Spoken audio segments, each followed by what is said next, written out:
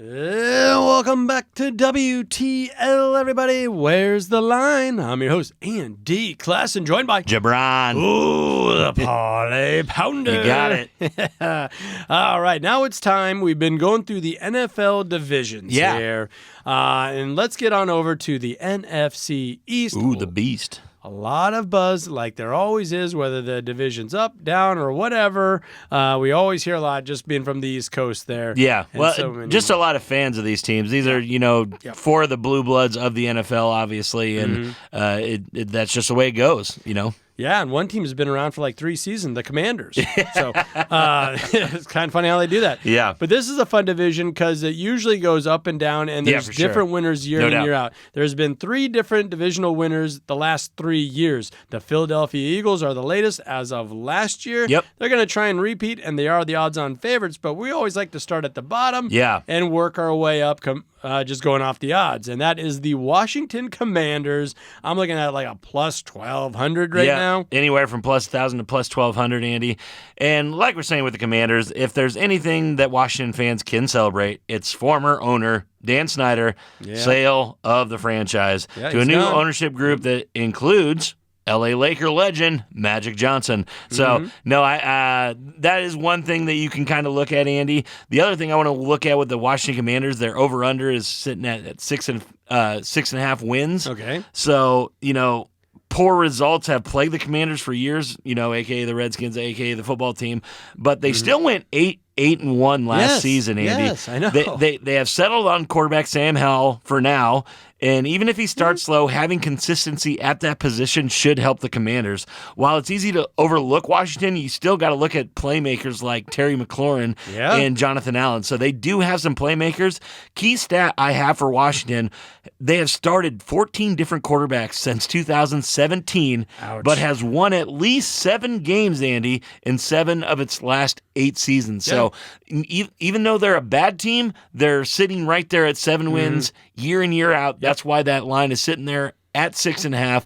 I think they get it done again. I just like the way that they're able to grind out wins. Yeah. Obviously, I like their head coach, Ron Rivera, ex-Panther. Yeah. So I just like the way that they kind of grind out wins. I think they'll get over the 6.5. They have no shot at winning this division, though. No shot at winning the division, but I agree. I think they can get to 7, maybe 8 wins. Yeah, for sure. And Ron Rivera, his style of coaching, it still works. It still works. It does. Wonderfully in the NFL and especially the NFC East. He's getting it done with, really second-rate quarterbacks, and a host of running backs. No doubt. You know what I mean? So he's a really darn good coach, but in a really tough position. Yeah. And it's I feel it's kind of like a free shot for him. No doubt. There's no pressure on him. No pressure here. at all. They don't have a huge, guy at quarterback that's demanding money or demanding wins and all that kind of stuff. I believe their defense is very solid, which will keep them in games. And like you said, running that football, being in games late, Riverboat Ron figures out a way to win. So I like over 6.5 wins, just no chance to win the NFC East. No shot at the division, though. All right, well, let's move on up to the New York Giants. They're sitting in the 3-hole there at a plus 850. Yep. Big Blue, a lot of people out of New York are saying, this is our year, this is our year. They kind of remind me of Husker fans in that regard. Yeah. But maybe there's some truth to it here. Saquon Barkley did get under contract. A lot of naysayers. I was surprised at how many people were throwing shade at him for signing a contract. He had no leverage, and he signed the maximum amount that he could. Yeah. And it's not your money. It's his. It's his. I'm just fine with it, and I don't think running backs are undervalued. I don't know. It's just a different game now. It's a different game. People look at analytics, and they all check out. It's just the way it is, Andy. Running backs, once they get past 4 or 5 years old, they start decreasing in value. That's just the way it goes. And he was a top 5 pick, so he had a great signing bonus. Oh, for sure. The guy's rich. But the thing I want to look about with the Giants, Andy, is Daniel Jones enjoyed his best professional season quarterback ranking. However, which I really liked because they need to do that, obviously. Yeah. Yep. So they also grabbed a speedy wideout to help out Jones in that regard as well. They're sitting there at over under 7.5 wins, Andy. I think this is very doable for the Giants. they're one of the most surprising teams as of last year. I think they can kind of, funnel that energy, especially with getting Saquon, under contract and making him happy. The key stat for the Giants, they have not had back-to-back seasons with at least 9 wins since 11-12. So it's been a while since they can actually do that, but I do believe that they can get 8 wins. Yeah, and they've been able to do it before. And Danny Dimes, he did do better last year compared to the previous year. Only having 15 touchdowns, I think that's part of the coaching staff saying we want to take that risk out of his hands. Yeah, for sure. And you have Barkley as a running back, so when you get in the red zone, run the ball. Run the ball. I have nothing against that whatsoever. I think they're using the young quarterback in a good way, letting him build confidence, and maybe he can build a little bit more here in year 3, year 4. Yep. So I do think the over-under is attainable. I'm not so sure about the division, though. Yeah, no, I just think this division being top-heavy with the Eagles and the Cowboys, I just think it's a little bit too much for the Giants to make a huge step like that in winning this division. We can't forget, though, Andy, that they did win a playoff game against the very good team of the Minnesota Vikings, and then obviously fell to the Eagles in the divisional round. Yeah. I'm just saying that if you want an outside chance with a lot of value, the Giants at plus 850 is where that is, but I do believe the over 7.5 wins is probably a lock for the Giants. All right, so let's move on up the ladder here in the tool hole. Yeah. Second pick to finish second in the division. Yeah. The Dallas Cowboys at a plus 190. And I mean, Dallas fans, they are so elated that they got rid of Kellen Moore. He's been the cancer. He's been the one why this team can't get over the proverbial hump. Yeah. Let me tell you, Dallas fans, they were number 2 in scoring last year. They were 2 or 3 in passing yards. Their offense was not the problem, even though everyone's like, well, yeah, but our defense is great. We have Micah Parsons. Yeah, that's one player. Yeah, you had some holes, though. Yeah, for sure. The other side corner, I don't know. But I don't think you should be celebrating Kellen Moore out the door. I actually like the young coordinator. Yeah, no doubt, Andy. And at plus 175, I just don't believe there's any value at taking the Dallas Cowboys to win this division at plus 175. This is a team, Andy, that I just don't, they just don't have the spark for me, Andy. They just don't. They're not coming off a Super Bowl. They're not coming off a playoff win, all that kind of stuff. This is the Dallas Cowboys we're talking about. And, shooing an offensive coordinator out the door and then giving the play calling back to the head coach that could call the plays anyways. That stuff never makes sense to me, because if Mike McCarthy was so good at play calling, he would have been doing it all the time anyways. And with the departures of Zeke, I think they lose that goal line back. They did add Brandon Cooks, which is a really good wide receiver. Right. He's getting up there in age, though. But I just think with all of this stuff that happened in the offseason for the Dallas Cowboys, the pressure is just heaping on Dak Prescott. Yep.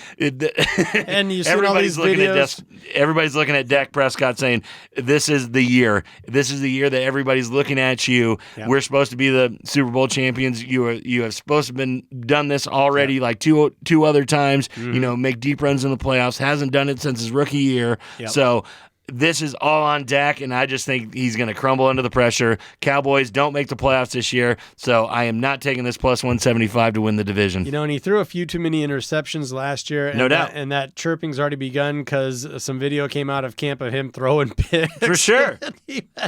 And you mentioned the departure of Zeke. I'm hearing that the Cowboys think they're going to get him back through free agency, and I think that would be in their best interest, because it sounds like Mike McCarthy wants to run the ball a lot more than they did last year. That's fine. That's dandy. It's one thing to say it. It's another thing to do it. Very much. I don't know if Tony Pollard, a guy that's been injured, off and on, going through injuries throughout his career. Yeah, can he be that 3-down guy? Yeah. Do you really want to give him 20, 25 carries a game when he was fantastic in his role splitting carries with Zeke? Yeah. A lot of changes here for the Cowboys, but as always in Big D, a lot of lofty expectations as well. Exactly. And the Cowboys, like you said, average 32 points a game in their 12 wins last year, Andy. So they can put up points. They only averaged 18 points in their 5 losses, though. Obviously, that's one of their losses came when Cooper Rush was winning and all that kind of when he was playing quarterback. So you see what happens there. I don't like the Cowboys this year. year. I have them under the 9.5 wins. I don't think they make the playoffs in the AFC Beast. So that leaves the Philadelphia Eagles. The Eagles. The odds-on favorites at a -125, and everyone's saying, and I tend to buy into it, they may have gotten better through the draft, through free agency. Some of the things that they have been able to do compared to their last year's team, who made it to the Super Bowl. Yeah. Forgetting division titles, I think the Eagles might win the Super Bowl this year. I really think that, for as everybody's saying, well, their coaching staff is plucked and all that kind of stuff, this team is together still. Yeah. They know what they need to do. They still have a handful of riches with all of their, the quarterback, running back, wide receiver, all that kind of stuff. And that O-line is the best in football, especially with a running quarterback in Jalen Hurts. So Jalen Hurts MVP, Eagles to win the Super Bowl are two big bets heading into the NFL season with good standing. Yeah, and it's tough to argue. And we also have Cam Jurgens moving over to guard. Go Big Red. Husker shout out there. They drafted him as a center. But, our guy from that podcast, New Heights, what's his name? Kelsey brother? Jason, he wanted to hang on one more year for another Super Bowl run. For sure, Andy. And their over-under sitting at 10.5 wins. And you got to think to yourself, no matter the strength of schedule for the Eagles right now, a line of only 10.5 wins for one of the most talented teams in the NFL, I think it's a no-brainer. I think the over is hitting on this. Philly went 14-3 last year. They get another game added onto that. Yeah. The Eagles had a point differential of plus 133 in an NFL season last year. The third highest in the league. I think they blow the roof off of this division. I think they're heading back to the playoffs. I think they're heading back to the Super Bowl. I like it. I really can't argue with the Eagles. They showed me a lot. I was trying to fade them a little bit last year, and that caught up to me. I'm not going to do it again. And we just talked about how Jason Kelsey and other veterans are coming back. They want to run it back. That's the mindset in the locker room. That is the mindset. And they Super believe, Bowl or bust. Yes, exactly. And I think when everybody's on the same page like that, special things can happen. It does. I'm not saying they're going to make the Super Bowl, but I do think they're going to win the NFC East with the question marks we've already mentioned for those three other teams. So go Birds. Well, that'll about do it for us this week, folks. Be sure to follow us on ESPN Tri-City Radio, their Facebook page, and Twitter. And also, if you haven't already, please subscribe to our YouTube channel. That has been a lot of fun watching that thing grow, and especially those YouTube shorts. We get a lot of feedback on those. For sure. Those are a lot of fun. Fun to produce as well. And we also got those daily free picks over on TikTok for all you TikTokers out there. Yeah. For Joe Braun, the Parlay Pounder, I'm Andy Klassen. Thank you for listening. This has been WTL.